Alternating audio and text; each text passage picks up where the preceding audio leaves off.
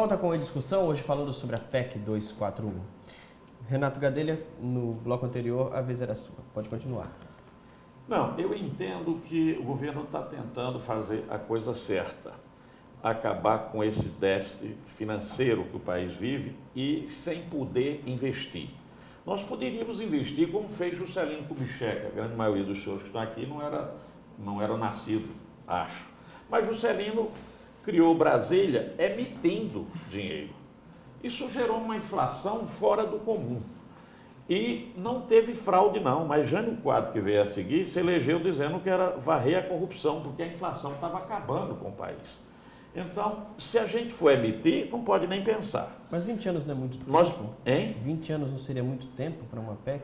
Não, eu já disse aí, essa PEC será revista em 2, 3 anos. É preciso para a gente voltar a rever essa coisa, o país precisa de parar de crescer essa dívida, para que a gente faça um superávit primário importante.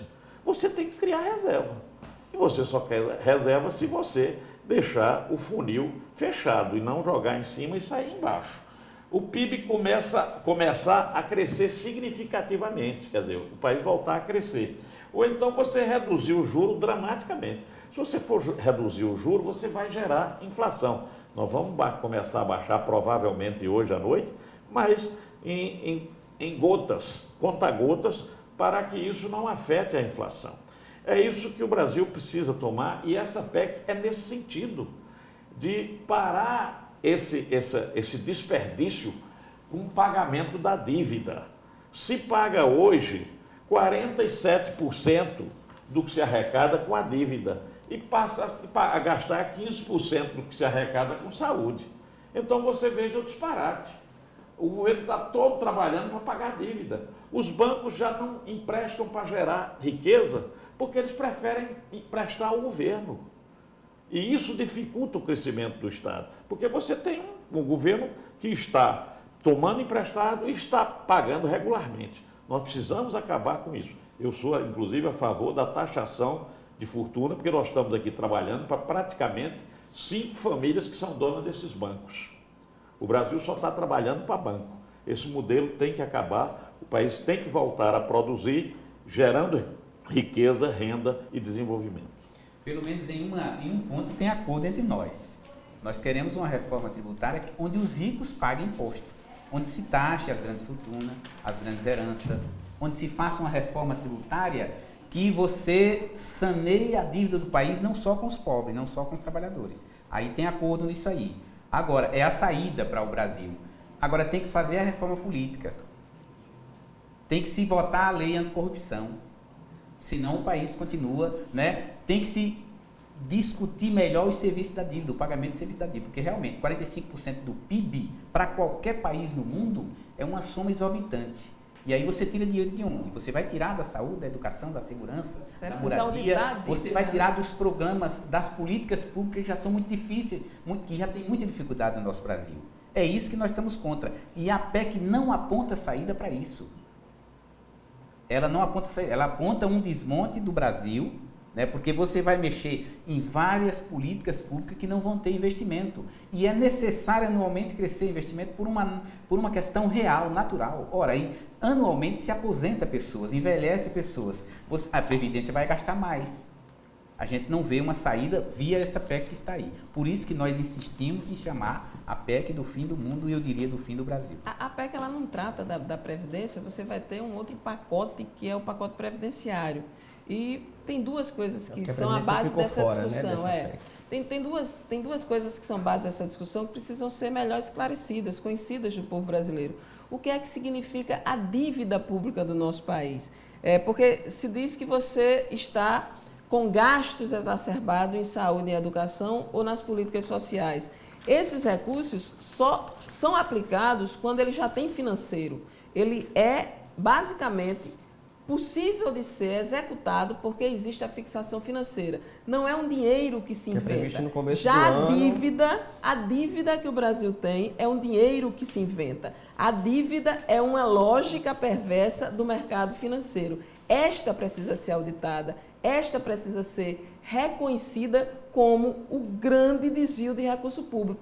E a mesma PEC que está impedindo que este recurso financeiro existente, material, seja aplicado nas principais políticas, está reservando este financeiro para pagar uma dívida construída a partir desta que a gente chama mercado virtual, o mercado virtual financeiro, para que o Brasil reserve esses recursos para pagar dívida de grandes empresários que emitiram títulos que a gente desconhece a preço de quê e em base de que economia, de que ações. Nós temos aí no Brasil, aí sim, essa auditoria precisava ser feita. Nós basicamente teríamos, aliás, todos os deputados de estados e de municípios, isso é uma pauta que consensua muita gente, direita e de esquerda. A gente queria ver uma auditoria nessas dívidas públicas, porque elas são ficcionais e elas privilegiam a classe empresarial do nosso país.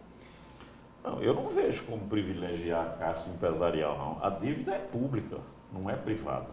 O governo, as empresas têm algumas dívidas fora do país e dentro do país, mas elas são responsáveis pelo pagamento dessa dívida.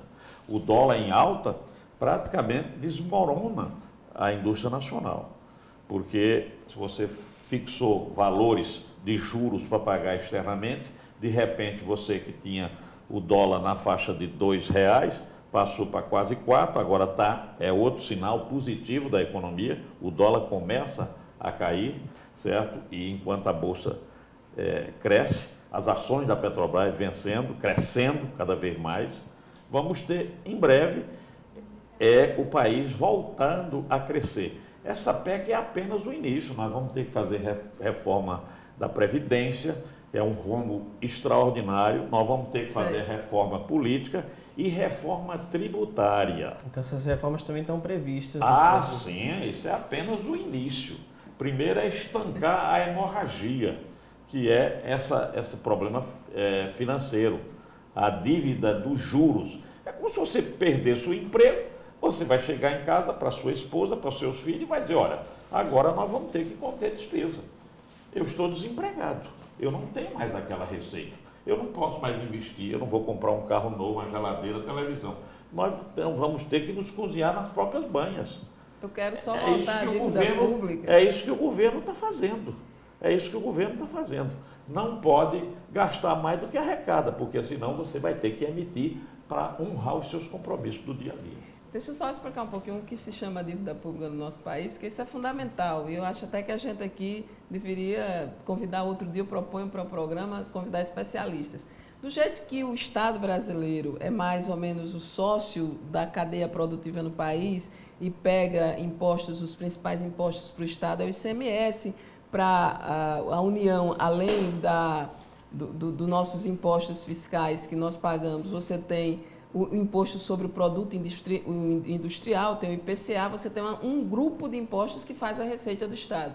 Ao mesmo tempo, na dívida pública, você tem a criação de uma empresa estatal independente, que o dinheiro entra por essa mão e o dinheiro sai por essa mão, que é justamente onde se emite os títulos públicos, que é baseado em ações dessas mesmas empresas. Então, quem participa dessas empresas, elas também escoam com a grande ideia de que nós temos uma dívida pública. Esta é o grande eixo de uma revisão dessa dívida pública, porque o que é feito lá é desconhecido de todo o povo brasileiro. Essa talvez seja um tema que a gente precisa debater. E por que o governo brasileiro está reservando tanto dinheiro para a dívida pública nesse momento?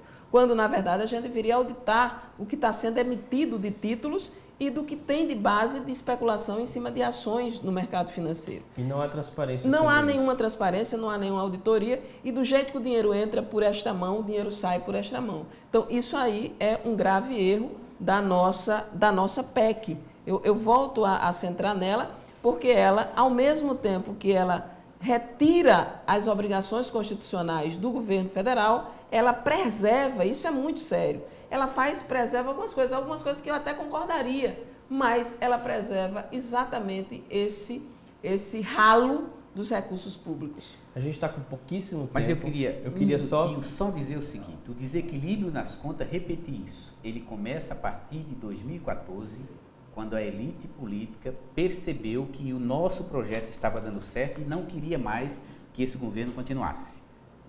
Pode olhar lá, o senhor tem uma assessoria muito competente e vai lhe mostrar os gráficos. Quando né, você vê os gráficos ali, despeito e receita, está andando junto. Em 2014, realmente, tem uma certa dificuldade e começa a acontecer o que está acontecendo agora, porque nós não tivemos condições de governar o país de 2015 para cá, a partir da eleição. É por isso que ocorre isso. E que num passe de mágica pensava que ia se resolver, e para se resolver, está dando um remédio à nação brasileira muito amargo. Nós vamos poder falar disso mais adiante. O senhor vai ver o que é que vai acontecer se essa PLEC, que eu espero que não seja votada, porque alguns deputados estão caindo a ficha, né? A pressão popular está aumentando e eu espero que aumente e que ela não seja aprovada. Para a gente ter uma outra saída, que inclusive estamos apontando aqui. Saiu na sua fala. Taxar grandes fortunas, fazer uma reforma tributária, onde todo mundo pague e Estela fala muito bem. Vamos fazer uma auditoria na dívida pública? Agora, eu tenho que reconhecer, e Estela também tem que reconhecer, o governo de Dilma, o governo de Lula, reconhece esse déficit nas contas públicas. Não reconhecia? Isso apareceu agora? Não tinha esse déficit? Não, esse é um acúmulo desde o governo de Sarney. Sim, vem de muito desde tempo. a abertura democrática do Você não nosso pode país. responsabilizar só o governo. E se o senhor né? estuda a mesma economia, o senhor sabe que o Brasil cresceu mais com o governo de Lula e com o governo de Dilma. Nós nunca tivemos crescimento numa média de 7% do produto interno brasileiro no governo de Fernando Henrique Cardoso. Não, o senhor sabe disso? Fernando Henrique Cardoso não. Tivemos de 13% no governo da ditadura, que era um governo que deveria ser abolido. Aí não dá para comparar. Não dá para comparar, mas cresceu 13%. Eu vou pedir certo? só que vocês façam Cresceu 13%. Eu não quero que aquele governo volte nunca. Vamos falar do governo que a gente escolheu, né? Exatamente. Que a gente Eu não estou colocou. defendendo E o das governo de Fernando competências Henrique. dele. Eu estou dizendo como está a situação brasileira e como é possível sair da crise. E essa é a primeira medida de uma série de outras que virão para a economia voltar a crescer. O governo acertou, tem uma equipe econômica extraordinária, a melhor equipe já formada em todo o período Melhor não dá democrático do para dizer, Brasil. porque a gente tem que testar o que elas vão fazer com o Brasil, né? Até hoje a gente vai ter um decréscimo, né? O Brasil vai economicamente decrescer, vai decrescer agora e pelo que prevê a PEC, 20 anos de decréscimo. Não, ano que vem já passa a crescer 1,5%. Esse segundo semestre o Brasil já não vai ter déficit. O déficit é do primeiro semestre. Então o Brasil volta a crescer e, se Deus quiser, esse país vai dar certo. É o que eu desejo. É o que eu desejo, que esse país produz tudo na indústria, na agricultura, em serviços. É um país que tem tudo para dar certo. É preciso apenas que a gente escolha os governos adequados. É o que todo mundo quer, né? Que o Brasil cresça. Infelizmente a gente não tem mais tempo, eu só vou pedir que cada um dos convidados faça uma consideração final sobre o posicionamento com relação à PEC 241. Vamos começar com o Paulo Marcelo, presidente da CUT Paraíba. O que os trabalhadores mais querem é emprego e geração de renda no país inteiro. O que nós não estamos vendo a PEC apontar para isso. É por isso que nossa posição é contrária a ela, né? E dizer também que, por mais que ele tenha falado que nós temos a melhor equipe econômica do país, alguns atores dessa equipe que está aí, já lá no passado, não fizeram o país crescer. E aí sim, há um medo constante da classe trabalhadora em termos que voltar a mendigar nas ruas desse país, como já fizemos no passado. Estela Bezerra, muito obrigado pela sua participação. Consideração final. Eu agradeço a vocês, parabéns pelo tema. Quero dizer que é indefensável você fazer com que o governo, proteger um governo que quer diminuir investimentos em saúde, em educação, em assistência social no país e imaginar que esse país vai crescer. Não se cresce sem as pessoas, isso é fundamental. Eu acho que democracia requer escolha e requer debate. Não se faz isso dessa maneira por uma alteração na emenda constitucional sem fazer um grande debate no Brasil, porque o que está constituído na nossa Carta Magna foi uma construção de muitas décadas. Por isso que quando o deputado Renato Gadelha falou do período da ditadura, nenhum brasileiro tem memória nem parâmetro para isso, a não ser uma memória muito grande de falta de liberdade e de falta até de confiança nos números que eram editados naquele país do passado.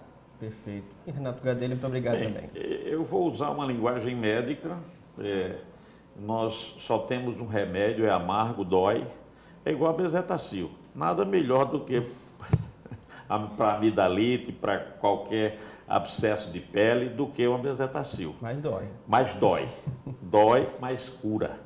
Então, esses remédios amargos, eles têm que ser provados para que o Brasil tome o rumo correto.